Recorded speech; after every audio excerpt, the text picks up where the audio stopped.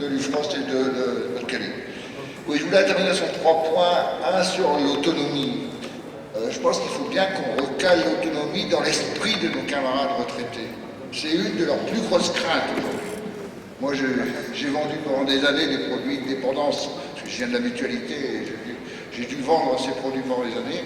Et l'argumentaire qu'on avait, c'était clair, ce risque, il est devant vous, et il peut, à un moment donné, prendre tout ce que vous avez acquis dans votre vie professionnelle. Et ça, c'est vraiment la crainte. C'est-à-dire que nous avons tous à avoir peur demain de devenir dépendants et de ce que ça peut coûter à nos enfants et à notre famille.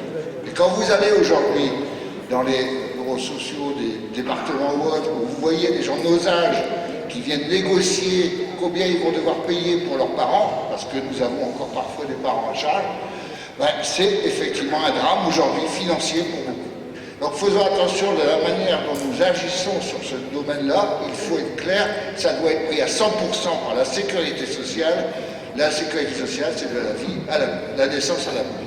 Donc ça, c'est extrêmement important. Deuxième aspect, c'est effectivement sur les 100 €. N'oublions pas quand même l'effet qu'a aujourd'hui la perspective qu'a donné Macron de demain passer le minimum vieillesse à 1 000 €. Ben, les retraités, ils vous en parlent quand vous êtes sur le marché. Bientôt, on va avoir 1 000 €, 1 800 au lieu de 980. Donc il y a bien une demande de 100 € ou de quelques centaines d'euros immédiate parce qu'ils en ont besoin. Et il faut effectivement, je suis porteur effectivement de dire oui, on va se battre pour avoir ces 100 € tout de suite. Parce que les gens en ont besoin. Ils en ont besoin. Ils sont effectivement acculés aujourd'hui à ne pas pouvoir acheter et faire face à leurs besoins de première nécessité parce que la vie est chère et que rien n'a augmenté depuis des années. La mettre en contrepartie de quoi? La contrepartie, elle est quand même simple aujourd'hui. On montre quand même qu'on est capable, dans des situations de crise, comme nous vivons et nous rabâchent tous les jours les oreilles avec ça, de donner 10 milliards par an aux employeurs, aux patrons, en baissant l'impôt de production. Qu'est-ce que c'est que... Donc on a de l'argent pour donner 10 milliards aux employeurs et on n'aura pas 1,7 milliard pour donner aux retraités. Parce que si on le ramène aux 100 milliards, à 100 milliards, c'est une grosse perspective. C'est la relance, c'est tout ce qu'on doit faire. Alors que ces 10 milliards, ils sont concrets. C'est dès l'année prochaine, on va les mettre en place. Et ce sera 10 milliards par an en plus. Et je ne rappelle pas tout ce que compter. Je reviens sur...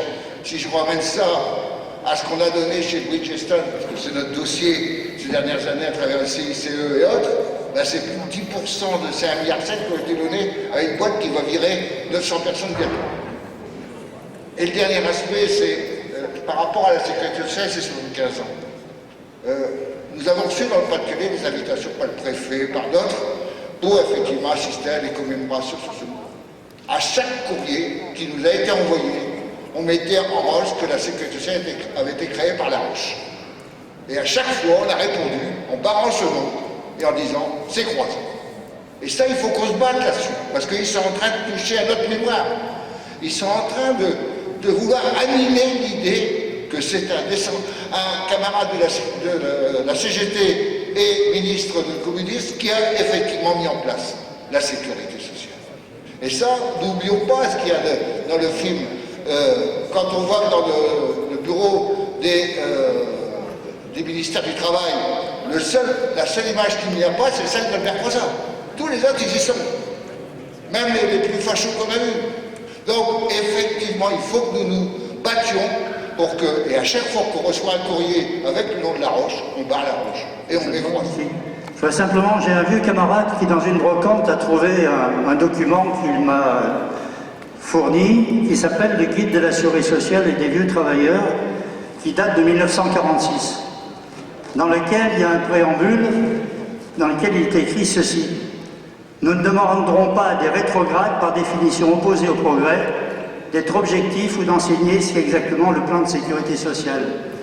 Ils s'y refuseront toujours, car leur formation, leur origine, leur conception les amène, peut-être malgré eux, à s'opposer à tout ce qui peut améliorer le sort du peuple.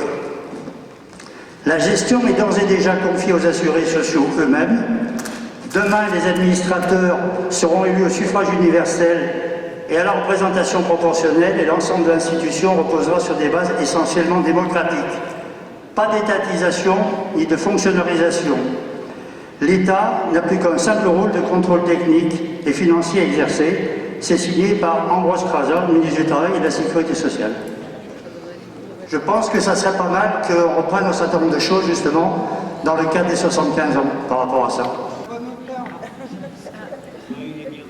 Il est bien celui-là. Fabienne de l'UFR Finance, c'est juste par rapport à la bataille des chiffres. Je pense qu'il faut faire attention parce que quand vous faites le rapport entre 1,7 milliard, c'est par mois, mes camarades. Donc il faut quand même juste faire attention que quand vous multipliez par 12, vous arrivez à plus de 20 milliards. Donc je pense que c'est pas par rapport aux 10 milliards donnés aux entreprises par le biais des réductions fiscales. Hein. Il faut quand même faire attention aux chiffres pour parler de la même périodicité. C'était juste un point technique.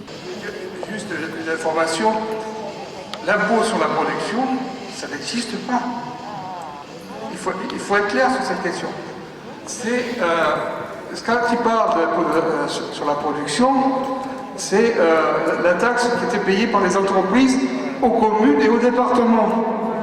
Donc, il pique 10 milliards aux communes et aux départements, en sachant que les départements, c'est avec ce fait-là qu'ils payent l'action sociale. Donc, on va être doublement pénalisé. On nous enlève 2 fois 10 milliards. C'est ça qui est important. Hein. C'était juste un peu d'information.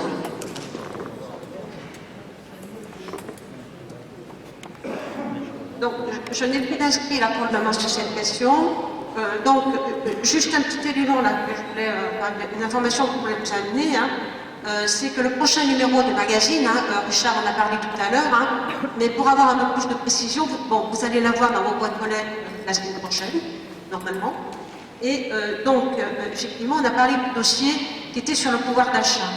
Mais, pas complètement, en gros, parce qu'on fait aussi une référence aussi aux salariés aussi, qui sont dans des situations difficiles, voilà, pour faire le lien entre actifs et retraités. Et dans l'ouverture du dossier, on a un petit texte qui dit, je ne vais pas le citer complètement, un pognon de dingue pour les entreprises, rien pour les salariés et les retraités. Et ça, effectivement, c'est ça qu'il faut faire ressortir dans ce qu'on va porter avec ces 100 €. Et puis, la une du magazine, un scoop qui va porter aussi nos revendications, va s'intituler « Retraités, attention, danger ». Et ça revient à ce que vient de dire Marc, c'est aujourd'hui qu'il faut qu'on tape fort les baisses des pensions. C'est pas de la fiction, ça dure depuis 2-3 ans quand même. Hein. Donc c'est pas de la fiction, il faut arrêter ça, quoi. Il faut qu'on soit très offensif là-dessus. Moi je fais partie de la même catégorie que la camarade Buvard, petite pension. Eh ben, je vais vous dire que les 100 € par mois, si on les obtient, je ne vais pas les mettre à la caisse d'épargne. C'est pas pour me faire un matelas, c'est pour vraiment vivre. Pour amener un petit peu du beurre aux épinards, ce qu'on n'a pas aujourd'hui, ce qu'on a perdu. Voilà ce que je voulais dire pour compléter.